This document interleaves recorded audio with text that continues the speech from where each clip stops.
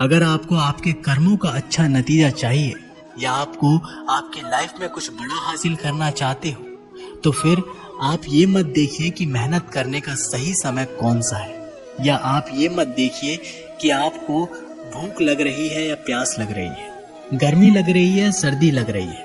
अगर आप अपनी लाइफ में कुछ पाना चाहते हैं तो आपको संघर्ष करना ही पड़ेगा। और अगर आप संघर्ष करना नहीं चाहते हैं तो आपको जितना कम मिले या कुछ भी मिले या कुछ भी नहीं मिले, या आपका बुरा हो या आपके साथ गलत हो, तो आपके पास इतनी हिम्मत होनी चाहिए कि इन सभी दुखों को सहन कर सको, क्योंकि यह आपकी लाइफ थी और आपके सपने थे और आपकी मेहनत थी। जिसको मेहनत करनी थी वो मेहनत करके सुखों को भोग रहा है, और जिसको सिर्फ कोरे सपने देखने थे वो आज भी वैसा ही है जैसा वो तब था, जब अपने सपने पूरा करने के लिए संघर्ष हर हाल में करना ही पड़ेगा। गलतियां ढूंढना गलत नहीं है, बस शुरुआत खुद से होनी चाहिए। जरूरी नहीं हर बार आपके शब्दों को सही समझा जाए, इसलिए कभी कभी चुप रहना ही ज्यादा बेहतर होता है। जो जितना अधिक शांत होता है वो उतना ही गहराई से अपनी बुद्धि का प्रयोग कर सकता है। सबसे समझदार और स्थिर बुद्धि वाला व्यक्ति वही है जो सफलता मिलने पर अहंकार में नहीं आता और विफलता में गम में नहीं डूबता। प्रशंसा हो रही हो तो ज्यादा सावधान रहने की जरूरत है। जिसने मन को जीत लिया है उसके लिए मन सर्वश्रेष्ठ मित्र है, किंतु जो ऐसा नहीं कर पाया उसके लिए उसका मन सबसे बड़ा शत्रु बना रहेगा। नकारात्मक विचारों का आना तय है, परंतु ये आप पर निर्भर करता है कि आप उन्हें कितना महत्व देते हैं। हमेशा याद रखना, बेहतरीन दिनों के लिए बुरे दिनों से लड़ना पड़ता है। जीवन में कुछ भी स्थायी नहीं है, इसलिए स्वयं को अधिक तनावग्रस्त ना करें, क्योंकि परिस्थितियां चाहे कितनी भी खराब क्यों ना हो बदलेंगी जरूर। संसार में परेशानी देने वाले की हस्ती कितनी भी बड़ी क्यों ना हो, पर भगवान की कृपा दृष्टि से बड़ी नहीं हो सकती है। प्रेरणा का सबसे बड़ा स्रोत आपके अपने विचार है, इसलिए बड़ा सोचें और खुद को जीतने के लिए हमेशा प्रेरित करें। जिसने मन को जीत लिया है उसने पहले ही परमात्मा को प्राप्त कर लिया है, क्योंकि उसने शांति प्राप्त कर ली है। श्रीमद् भागवत गीता में श्री कृष्ण कहते हैं कि इस दुनिया में कुछ भी असंभव नहीं है। हमें ऐसा लगता है कि अपने मन को गुलाम बनाना मुश्किल है, लेकिन भागवत गीता में कहा गया है कि इस दुनिया में कुछ भी असंभव नहीं है। हम अपने दिमाग को और अपने विचारों को और अपने आप खुद के वश में कर सकते हैं। बस शर्त ये है, अगर हम ऐसा करना चाहे तो, और अगर इसका अभ्यास करें तो संभव है। जब श्री कृष्ण अर्जुन से कहते हैं कि हे अर्जुन, तुझे अपने मन को काबू में रखकर अभी केवल और केवल अपने युद्ध पर ध्यान देना चाहिए, तो उसके बाद अर्जुन श्री कृष्ण से कहते हैं कि हे भगवान, आपने ये कह तो दिया है कि ये मन हर दुख और हर बीमारी की जड़ है, पर ऐसा तो हो ही नहीं सकता कि इंसान अपने मन को पूरी तरह से काबू कर ले। तो फिर ऐसा कौन सा तरीका है जिससे मैं अपने मन को काबू में कर सकता हूँ? इस प्रश्न पर भगवान श्री कृष्ण जवाब देते हुए कहते हैं कि दुनिया में ऐसा कोई काम नहीं है जिसको कोई इंसान नहीं कर सके। प्रयास से हर काम सफल बनाया जा सकता है। अगर कोई किसी पहाड़ को फतेह करना चाहता है और अगर वो एक बार में ऐसा नहीं कर पाता है तो उसको अपनी कोशिश जारी रखनी चाहिए। अगर आप किसी काम को करने में फेल हो रहे हैं और अगर आपको उस काम में सफलता हासिल करनी है तो आपको अपनी फेल होने की दर बढ़ानी होगी। किसी महान इंसान ने कहा है कि आपको लेवल इस बात से ध्यान रखना है कि अगर मुझे इस पहाड़ पर चढ़ना है तो मुझे सिर्फ लड़ना है। आपको इस बात से मतलब नहीं रखना है कि आपको 100 बार प्रैक्टिस करनी पड़े या 1000 बार। आपको चढ़ना है मतलब चढ़ना है, और जब आप अभ्यास करेंगे तो ये मन के विचारों वाला पहाड़ है। भगवान श्री कृष्ण जी कहते हैं कि अभ्यास से सब कुछ संभव है। चाहे वो कोई काम हो या मन को काबू में करे। जब परिवार के सदस्य अप्रिय लगने लगे और पराये अपने लगने लगे तो समझ लीजिए विनाश का समय आरंभ हो गया है। क्रोध आने पर चिल्लाने के लिए ताकत नहीं चाहिए, मगर क्रोध आने पर चुप रहने के लिए खूब ताकत चाहिए होती है। जो आपका है वो आपको मिलकर ही रहेगा, फिर चाहे उसे छीनने के लिए पूरी कायनात एक हो जाए। दो प्रकार के व्यक्ति इस संसार में स्वर्ग से भी ऊपर स्थित होते हैं। एक वो जो शक्तिशाली होकर भी क्षमा कर देते हैं, और दूसरे वो जो दरिद्र होकर भी कुछ दान करते हैं। प्रेम शरीर या सुंदरता को देखकर नहीं होता है, प्रेम हृदय से होता है। जहां दो हृदय मिल जाए वही प्रेम जन्म लेता है। किसी व्यक्ति को अच्छे से जाने बिना दूसरों की बातें सुनकर उसके प्रति कोई धारणा बना लेना मूर्खता है।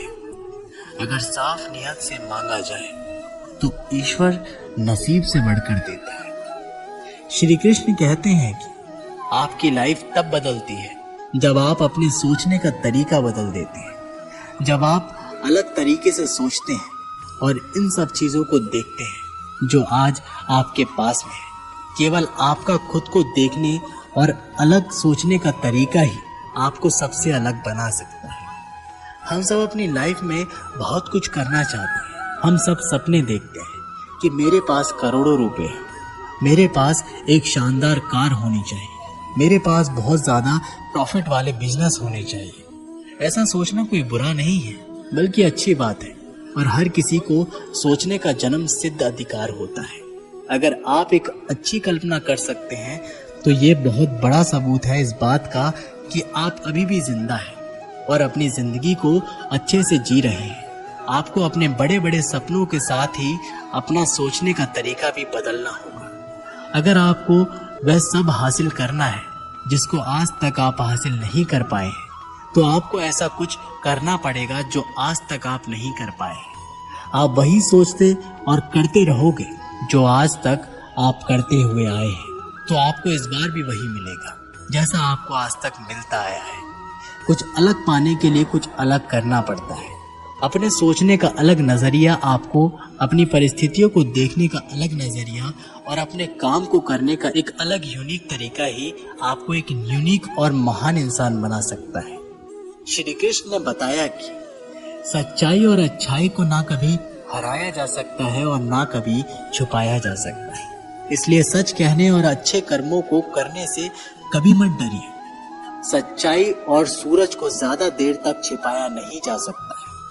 एक वक्त आने पर इनको दुनिया के सामने आना ही पड़ता है।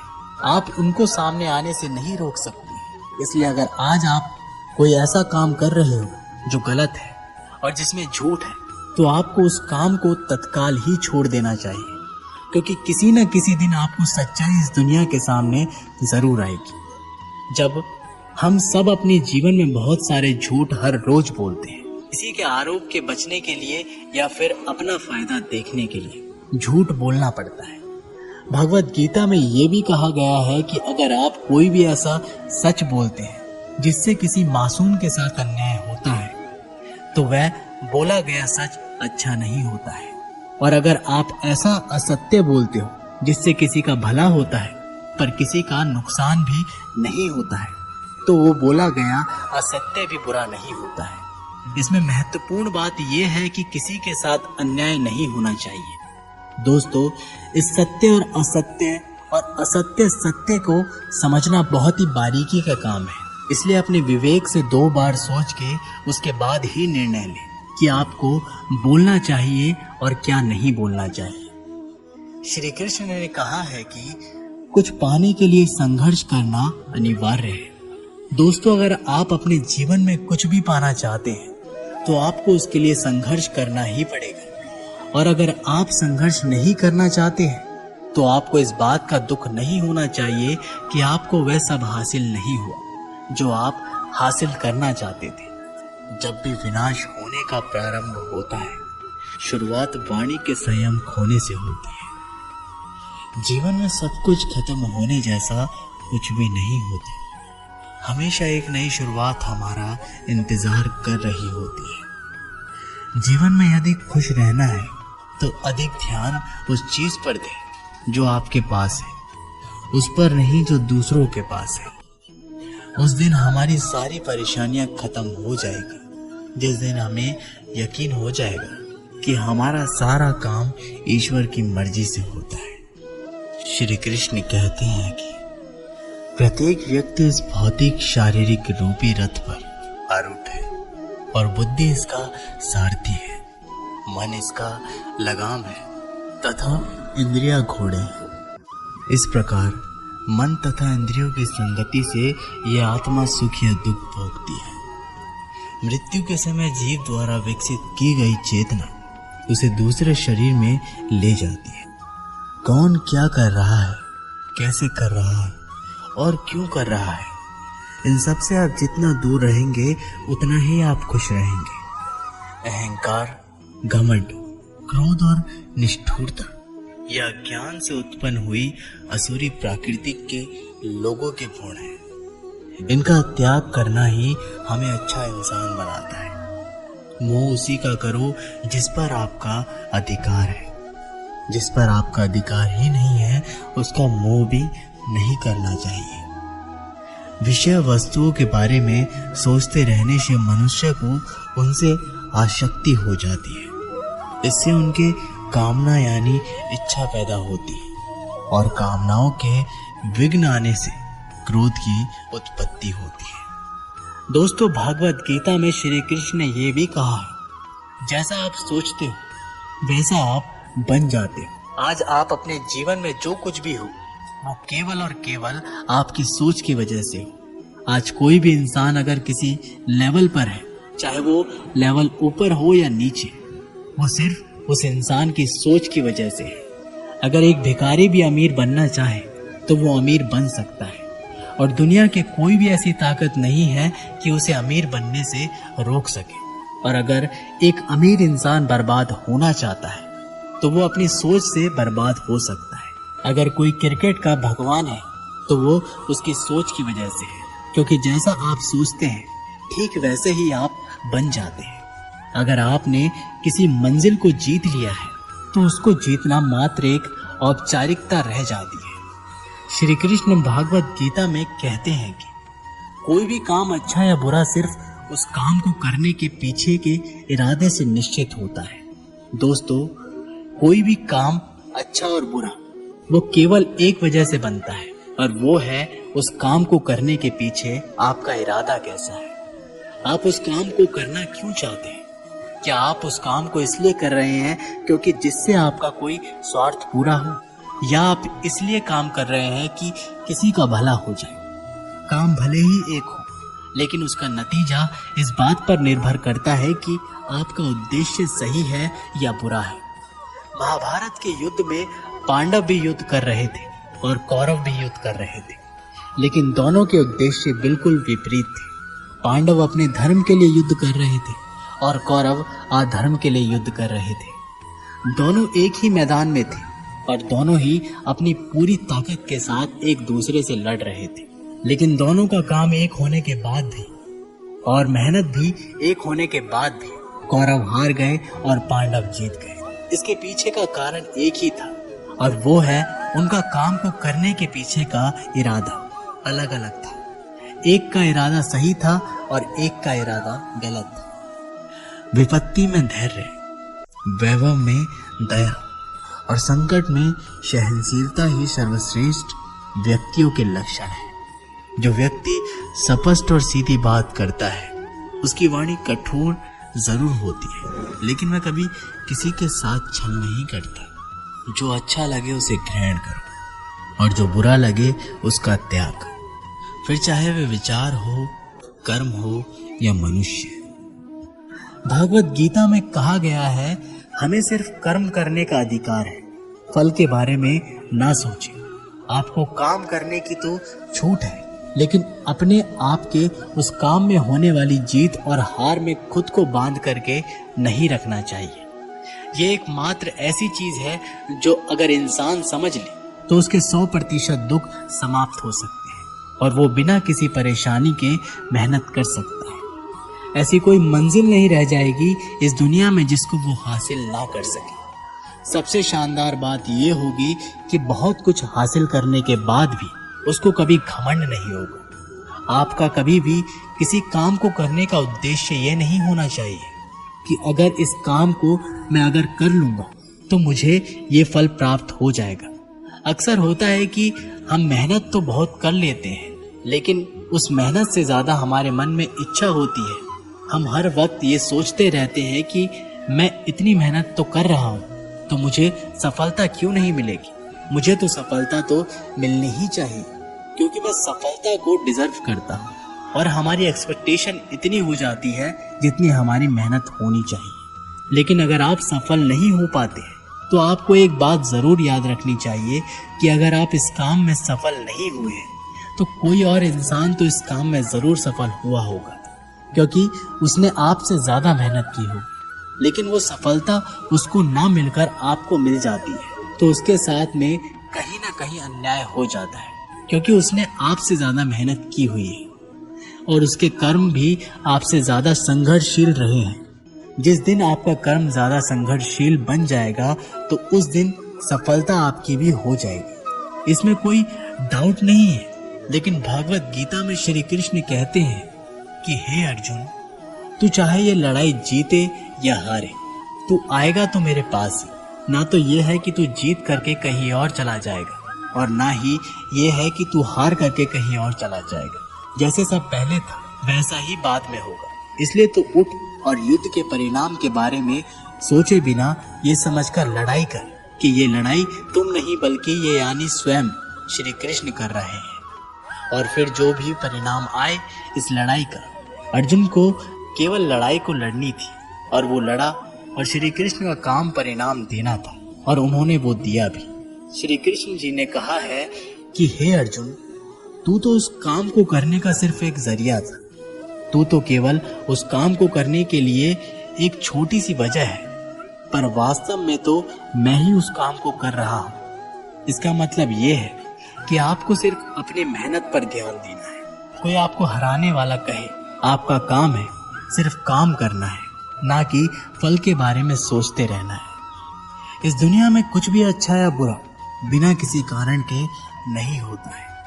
एक बार पुराने समय में एक गांव में एक गरीब औरत रहती थी और जब उसको एक बच्चा हुआ तब वो बिल्कुल स्वस्थ थी। लेकिन एक बार किसी घटना की वजह से उस बच्चे के हाथ की एक उंगली कट गई। उस बच्चे की माँ बहुत दुखी हो गई और वो सोचने लगी कि मेरे बच्चे के साथ ही ऐसा होना था। और वो औरत हमेशा भगवान को इस बात के लिए कोसती रहती थी कि पता नहीं भगवान को मेरे से क्या दुश्मनी थी कि मेरे ही बच्चे की उंगली काट ले। समय बीतता गया और उस गांव में एक दिन साधु के वेश में एक मायावी राक्षस आया। वो राक्षस अपनी शक्तियां बढ़ाने के लिए बहुत सारे बच्चों की बलि चढ़ाना चाहता था। उसने उस गरीब औरत के बच्चे को भी किडनैप कर लिया। लेकिन जैसे ही वो राक्षस उस बच्चे की बलि चढ़ाने लगा तो उसको अपनी गुरु के द्वारा बताई गई शर्त याद आ गई कि जिस भी बच्चे को तुम बलि चढ़ाओगे उसके सभी अंग सही सलामत होने चाहिए। और उसके बाद उस राक्षस को मजबूरी में उस कटी हुई उंगली वाले बच्चे को जिंदा छोड़ना पड़ा। उस दिन उस बच्चे के माँ को ये एहसास हुआ कि इस दुनिया में जो कुछ भी होता है, चाहे वो अच्छा हो रहा है या बुरा हो रहा है, वो कभी भी बिना किसी कारण के नहीं होता है। आप किसी भी कंडीशन में कर्म किए बिना और उसका फल पाए बिना नहीं रह सकते। दोस्तों, ऐसा हो ही नहीं सकता कि इंसान का शरीर एक सेकंड के लिए भी बिना कर्म किए रह सके। ऐसा हो ही नहीं सकता कि इस सृष्टि का एक कण एक सेकंड के लिए भी बिना किसी कर्म को किए रह सके। कर्म करना हमारे जीवन का अभिन्न हिस्सा है। अगर हम सोते भी हैं लेकिन हमारा दिमाग नहीं सोता है, हम सपने देखते हैं, सांस लेते हैं, हमारे शरीर के हर अंग में करोड़ों सूक्ष्म कण अपना काम करने में लगे रहते हैं। हम कर्म किए बिना कभी भी नहीं बच सकते हैं। और ऊपर से भगवान ये भी बोलते हैं कि हमें किसी भी कार्य में बंद कर नहीं रहना चाहिए। कहने का मतलब ये है कि हम जो भी करते हैं वो ये मानकर करें कि करने वाला मैं नहीं हूँ, बल्कि करने वाला तो ऊपर वाला है। मैं तो सिर्फ कारण मात्र हूँ उस काम को करने के लिए। इस काम को मैं नहीं कर रहा हूँ, बल्कि ये काम मेरे द्वारा कराया जा रहा है। और जब हमारी सोच इस लेवल की होगी तो हमें कभी भी कोई भी दुख नहीं मिलेगा, हमें कभी भी पश्चाताप नहीं होगा और ना ही हमें कभी भी घमंड होगा। जो मन को नियंत्रित नहीं करते हैं उनके लिए वह शत्रु के समान कार्य करता है। श्री कृष्ण कहते हैं कि हे अर्जुन, व्यक्ति जो चाहे बन सकता है यदि वह विश्वास के साथ इच्छित वस्तु पर लगातार चिंतन करे। सिर्फ दुनिया के सामने जीतने वाला ही विजेता नहीं होता, बल्कि किन रिश्तों के सामने कब और कहां पर हारना है ये जानने वाला भी विजेता होता है। जो लोग बुद्धि को छोड़कर भावनाओं में बह जाते हैं उन्हें हर कोई मूर्ख बना सकता है। जैसे जल में तैरती नाव को तूफान उसे अपने लक्ष्य से दूर ले जाता है, ठीक वैसे ही इंद्रिय सुख मनुष्य को गलत रास्ते की ओर ले जाता है। श्री कृष्ण कहते हैं कि इस दुनिया में सब यहाँ खुद को बेहतर बनाने के लिए आए हैं और कुछ बेहतर सीखने के लिए आए हैं, और जो ऐसा नहीं कर रहा है वो हर दिन मर रहा है। इंसान का नाश दो तरह से होता है, एक तो जब उसका शरीर बूढ़ा हो जाए और रगों में खून दौड़ना बंद हो जाए और दिल काम करना बंद हो जाए तो उस इंसान की मौत हो जाती है, जिसको हम सब जानते हैं। लेकिन दूसरी मौत इंसान की तब हो जाती है जब वो अपने मन से हार जाता है और अपने मन में ये बिठा लेता है कि इस काम को मैं नहीं कर सकता। जब इंसान अपने आप को समस्याओं के सामने ऐसा सोचने लग जाता है कि ये समस्या मेरे से बहुत बड़ी है और मैं इनको नहीं कर सकता, और ऐसे ही जब इंसान की हिम्मत मर जाती है तब वो इंसान जिंदा लाश की तरह हो जाता है। इसलिए भगवत गीता में कहा है कि हमारी आत्मा हर जन्म में अपने आप को पहले से बेहतर बनाते हुए अपनी यात्रा पे आगे बढ़ती रहती है, और जब उसका एक लेवल आ जाता है तब वो परमात्मा से वापस मिल जाती है। फिर इसके बाद शरीर को धारण नहीं करती है। अगर हमारी जो उत्पत्ति है वो अगर उस परम पिता से हुई है जिसको हम भगवान कहते हैं या जो कुछ भी कहते हैं, धर्म आपके एक जैसे हो सकते हैं, लेकिन ये सोचिए कि आपको बनाने वाला वो है और वो इतना मजबूत है तो आप कमजोर कैसे हो सकते हैं। इसलिए हमें अपने मन से कभी भी हार नहीं माननी चाहिए। परिवार और समाज दोनों ही बर्बाद होने लगते हैं जब समझदार मौन और नासमझ बोलने लगते हैं। आप वापस नहीं जा सकते और शुरुआत को नहीं बदल सकते, लेकिन आप जहां हैं वहीं से शुरू कर सकते हैं और अंत को अवश्य बदल सकते हैं। जितना हो सके खामोश रहना ही अच्छा है, क्योंकि सबसे ज्यादा गुनाह इंसान से उसकी जुबान ही करवाती है। श्री कृष्ण कहते हैं कि हे अर्जुन, अपने परम भक्तों जो हमेशा मेरा स्मरण या एक चित्त मन से मेरा पूजन करते हैं, मैं व्यक्तिगत रूप से उनके कल्याण का उत्तरदायित्व लेता हूँ। जो लोग भक्ति में श्रद्धा नहीं रखते वे मुझे प्राप्त नहीं कर सकते, अतः वे इस भौतिक जगत में जन्म मृत्यु के मार्ग पर वापस आते रहते हैं। किसी काम की चिंता करना ठीक है, पर चिंता इतनी भी नहीं होनी चाहिए कि वह काम ही बिगड़ जाए। अच्छी नीयत से किया गया काम कभी व्यर्थ नहीं जाता और उसका फल आपको जरूर मिलता है। मैं किसी का भाग्य नहीं बनाता, हर कोई अपना भाग्य खुद बनाता है। आप आज जो भी कर्म कर रहे हो उसका फल आपको कल प्राप्त होगा, और आज जो आपका भाग्य है वह आपके द्वारा पहले किए गए कर्मों का फल है। तुम्हें सिर्फ अपने कर्म करने का अधिकार है, किंतु कर्म के फलों के तुम अधिकारी ही नहीं हो। तुम ना तो कभी अपने आप को अपने कर्मों के फलों का कारण मानो, ना ही कर्म ना करने के कभी आसक्त हो। धैर्य रखिए, कभी कभी आपको जीवन में सबसे अच्छा पाने के लिए सबसे बुरे दौर से गुजरना पड़ता है। रोना बंद करो और अपनी तकलीफों से खुद लड़ना सीखो, क्योंकि साथ देने वाले भी शमशान से आगे नहीं जाते। समय जब न्याय करता है तब गवाहों की आवश्यकता नहीं पड़ती। एक उपहार तभी असली और पवित्र है जब वह हृदय से किसी सही व्यक्ति को सही समय और सही जगह पर दिया जाए, और जब उपहार देने वाला व्यक्ति के दिल में उस उपहार के बदले कुछ पाने की उम्मीद ना रखता। भागवत गीता में श्री कृष्ण कहते हैं कि इंसानियत के सिवाय इस दुनिया में कुछ भी नहीं रहता है। इंसान जब पैदा होता है तब वो नंगा आता है, और जब वो मरता है तब उसको ऐसे ही जला दिया जाता है। उसके साथ में कुछ भी नहीं जाता है।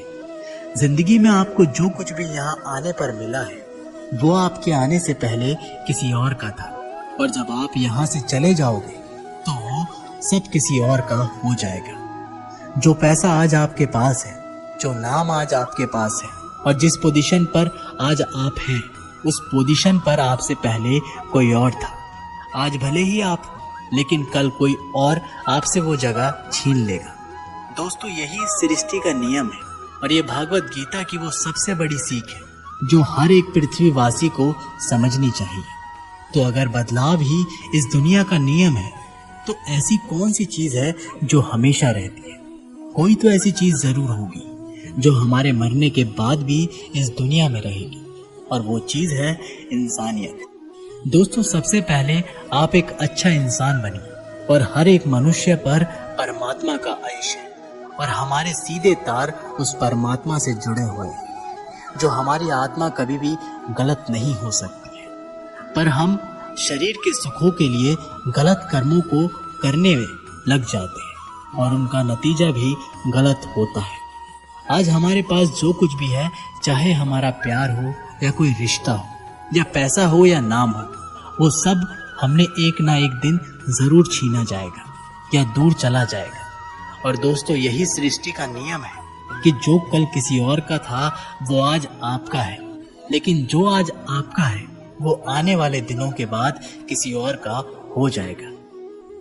हमारा खुद पर विश्वास होना बहुत ही जरूरी है, क्योंकि हम अपने रास्ते पर खुद चलते हैं। वक्त कभी भी एक जैसा नहीं रहता है। उन्हें रोना भी पड़ता है जो बेवजह दूसरों को रुलाते हैं। अपनी इच्छा शक्ति के माध्यम से अपने आप को नई आकृति प्रदान करें। कभी भी स्वयं को अपनी आत्मा इच्छा से अपमानित ना करें। इच्छा एकमात्र स्वयं का मित्र होता है, और इच्छा ही एकमात्र स्वयं का शत्रु है। श्री कृष्ण भागवत गीता में कहते हैं कि माफ करना महान व्यक्तित्व की निशानी है। इस दुनिया में सबसे हिम्मत वाले और सबसे ज्यादा ताकत वाले वो इंसान होते हैं जो माफ करना जानते हैं। एक बार जरा सोच कर देखिए कि भगवान को कौन सी चीज भगवान बनाती है। श्रीमद् भागवत गीता में भगवान श्री कृष्ण जी कहते हैं कि चाहे वो कितना भी पापी इंसान क्यों ना हो, लेकिन अगर वो अपने बुरे कर्मों को करना छोड़कर अच्छे कर्म करना शुरू कर दे तो उसको वो अपना लेते हैं। यानी कि दोस्तों, भगवान इस पूरी सृष्टि के मालिक होकर भी इतने नेक दिल के हैं, और उनके दिल में सबके लिए जगह है, और उनके लिए सब समान है। माफ करना महान व्यक्तित्व की निशानी है, और माफ वही कर सकता है जो सामने वाले के किसी न किसी नजरिए से बड़ा हो जाए, चाहे वो उम्र में बड़ा हो, या फिर चाहे अच्छे काम करके बड़ा हुआ हो, या चाहे ज्यादा पैसे कमा करके बड़ा हुआ हो। किसी की गलती होने पर उस पर नाराज होना या उस पर गुस्सा होना बहुत आसान काम है, और ये काम कोई भी इंसान कर सकता है। लेकिन हिम्मत वाले इंसान गलती करने वाले इंसान को माफ करके उसको एक और मौका दे सकते हैं। इस दुनिया में जब कोई इंसान कुछ महान कार्य करता है तो बाकी की दुनिया भी ठीक वैसे ही करती है। मैं आपको एक उदाहरण देकर समझाता हूँ। जब कोई फिल्मी हीरो नई हेयर स्टाइल के साथ आता है तो वह ट्रेंडिंग में आ जाती है, हर कोई उसकी कॉपी करता है। ताज्जुब की बात यह है कि ये बात श्री कृष्ण ने महाभारत में कही थी। जो कितने हजारों साल पुरानी बात है। हे अर्जुन, अगर तू ये लड़ाई नहीं करेगा तो हर कोई तुझे और मेरे वंश को गालियां देगा कि अर्जुन कितना कायर था। लेकिन अगर तू अपना युद्ध करके जीत जाएगा तो इससे आगे आने वाली जो दुनिया होगी उसमें तू उदाहरण होगा। और उदाहरण में ये होगा कि धर्म की अधर्म पर जीत हो जाती है। और अर्जुन, जो तू करेगा उसकी बहुत बड़ाई होगी और तेरी आने वाली पीढ़ियां भी तेरी तरह ही कर्म करेगी।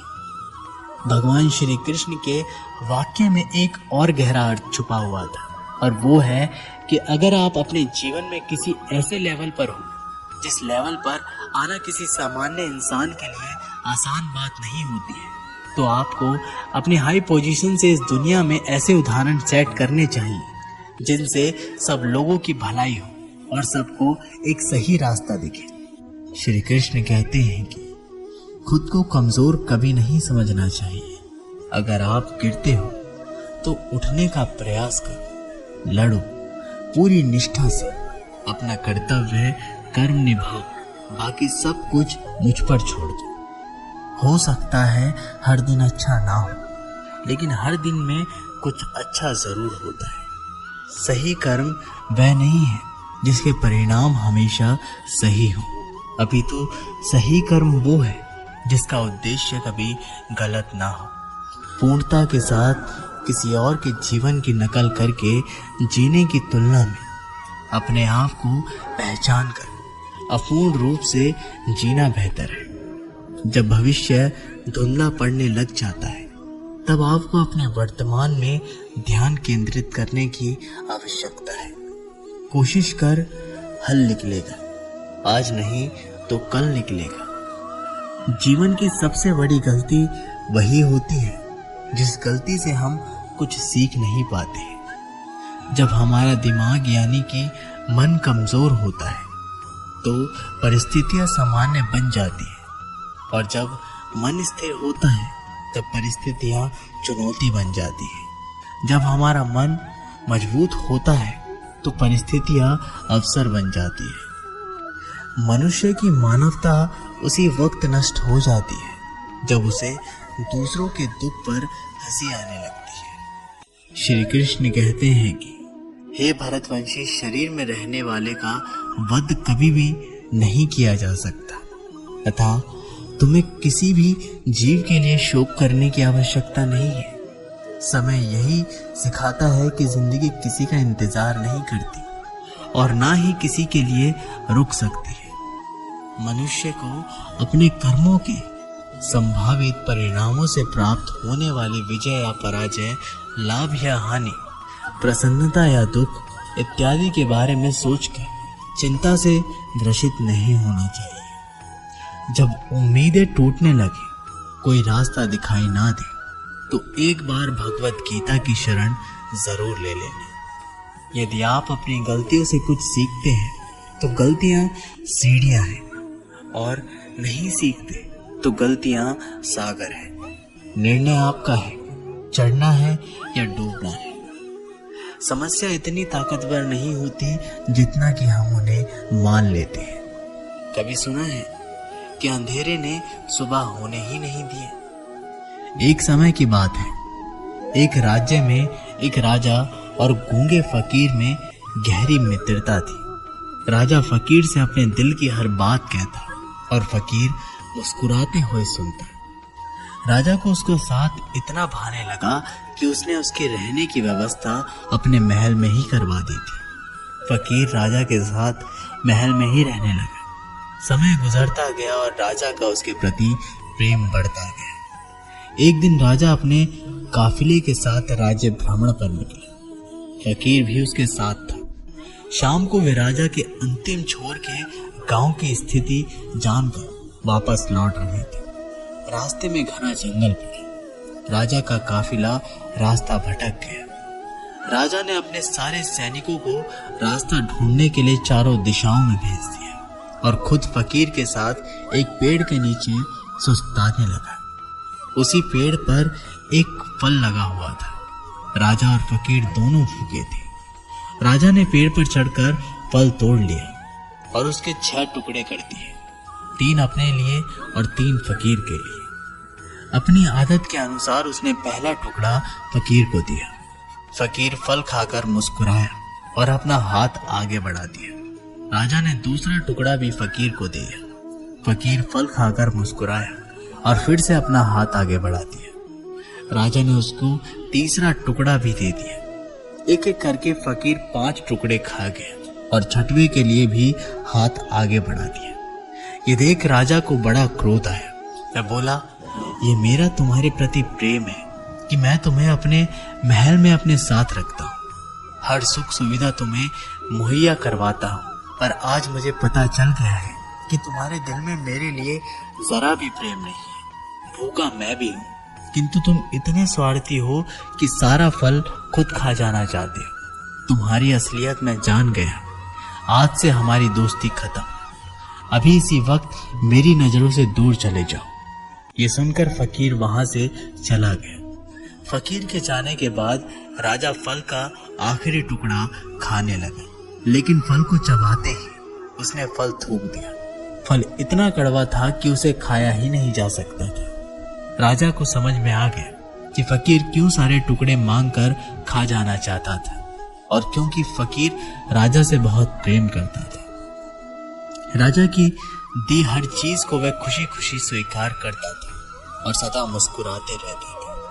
इसलिए जब राजा ने उसे फल दिया तो वह भी स्वीकार किया और कड़वा होने के बावजूद मुस्कुराते हुए खा लिया।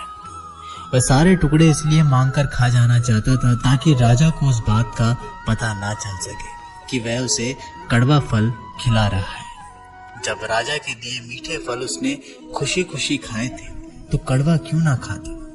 ये बात समझ में आने पर राजा पछताने लगे, मगर अब देर हो चुकी थी। अपने संदेह के कारण वह अपना परम मित्र खो चुका था। दोस्तों, इस कहानी से हमें क्या सीख मिलती है? सच्चा दोस्त कभी आपका बुरा नहीं चाहेगा, वह आपको रोकेगा भी तो आपके भले के लिए। सच्ची दोस्ती हमेशा सहेज कर रखे। दोस्ती के फल में संदेह का कीड़ा लग जाए तो उसे खराब होते देर नहीं लगती। इसलिए जब भी दोस्ती करें, भरोसे की नींव पर करें। सुंदरता आपकी दृष्टिकोण में होती है। किसी को कीचड़ में खिला कमल भी लुभाता है और किसी को चांद में भी दाग नजर आते हैं। श्री कृष्ण कहते हैं कि हे अर्जुन, उदय किसी का भी अचानक नहीं होता। सूर्य भी धीरे धीरे निकलता है और ऊपर उठता है। धैर्य और तपस्या जिसमें है वही संसार को प्रकाशित कर सकता है। हे अर्जुन, स्वर्ग प्राप्त करने और वहां कई वर्षों तक वास करने के पश्चात एक असफल योगी का पुनः एक पवित्र और समृद्ध कुटुंब में जन्म होता है। जो व्यक्ति अपने समान सर्वत्र सम देखता है, चाहे वह दुख हो या सुख हो, वह परम योगी माना जाता है। अहंकार और संस्कार में फर्क है। अहंकार दूसरों को झुकाकर खुश होता है, संस्कार स्वयं झुककर खुश होता है। सेवा सबकी करो, मगर आशा किसी से मत रखो, क्योंकि सेवा का सही मूल्य ईश्वर ही दे सकते हैं। जब सत्य की असत्य से लड़ाई होगी तो सत्य अकेला खड़ा होगा और असत्य की फौज लंबी होगी, क्योंकि असत्य के पीछे मूर्खों का झुंड भी होगा। अकेले रहना तुम्हें यह भी सिखाता है कि वास्तव में तुम्हारे पास स्वयं के अलावा और कुछ भी नहीं। आपका विश्वास एक पर्वत को भी खिसका सकता है, लेकिन आपके मन का संदेह दूसरा पर्वत खड़ा कर सकता है। भागवत गीता में श्री कृष्ण कहते हैं कि आजाद होकर जीने वाला भी वास्तविक मनुष्य होता है। दूसरों के गुलाम रहकर खुश रहने के बजाय आजाद होकर खुद के दुखों का सामना किया जाना चाहिए। भले ही आपकी जिंदगी में कितने ही कष्ट क्यों ना हो, लेकिन अगर आप आजाद हो तो आप ही वास्तविक मनुष्य हो। श्रीमद् भागवत गीता में गुलामी को मौत से भी बुरा बताया गया है। दोस्तों, इंसान किस किस का गुलाम नहीं है। वो अपने दिमाग का गुलाम है, अपने विचारों का गुलाम है और उसके साथ अपनी आदतों का भी गुलाम है। अगर आप कहीं काम कर रहे हो तो किसी के गुलाम होकर काम कर रहे हो। दूसरों का साथ लेना और दूसरों का गुलाम बनना, इसके बीच में एक हल्की सी लाइन, और इस लाइन के आधार पर आप चले गए तो समझ लेना कि आप किसी के गुलाम बन गए हैं। दोस्तों, वो लाइन है अपनी खुद सेल्फ रिस्पेक्ट। जब तक कोई भी इंसान अपना सेल्फ रिस्पेक्ट के साथ कोई भी काम करता है तब तक वो आज़ाद है, लेकिन जब वो दूसरे के सामने गिर जाता है तो उस इंसान की सेल्फ रिस्पेक्ट खत्म होने लगती है, तो उस इंसान की जिंदगी समस्याओं से घिर जाती है और वो गुलाम बन जाता है। इसलिए दूसरों का गुलाम रहकर खुश होने से अच्छा है कि आजाद होकर खुद की समस्याओं का सामना किया जाए। भागवत गीता में श्री कृष्ण कहते हैं कि शांत इंसान वही है जिसकी बुद्धि और आत्मा एक पक्ष में है। भगवत गीता से मिली सीख, और इस दुनिया में सबसे शांत इंसान वो है जिसकी बुद्धि और आत्मा एक पक्ष में है, जिनका दिमाग और दिल एक तरफ है।